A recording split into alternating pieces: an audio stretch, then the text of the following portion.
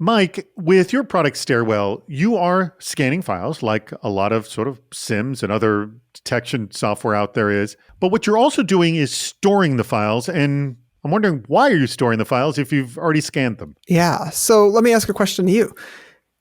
What's Stuxnet? A big, big, nasty attack.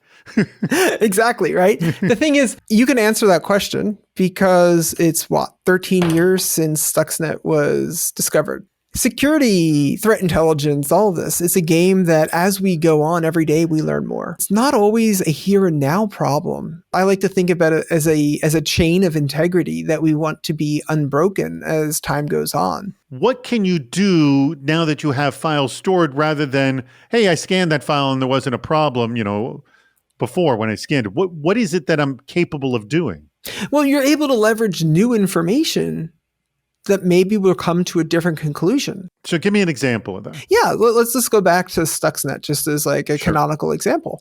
If you were to take one of the drivers from Stuxnet and scan it with an AV product that existed the day before Stuxnet was launched, it would probably say, hey, it's not known bad. Maybe false assumption that's made is that a scanner that scans a file, regardless of what type of scanner it is going to be one shot and done. And that verdict never changes. So when you start thinking about stuff like dwell time, what do we know about that file today if it was here a few weeks ago? This is essentially Stairwell's secret sauce, finding things that just could not be seen before because of, I guess, the limitations of just generic scanning. Am I following that correctly? Yeah, absolutely. When you think about a file being an artifact of an attack, it may be bad. Its true intrinsic nature is not often known at the time when it shows up.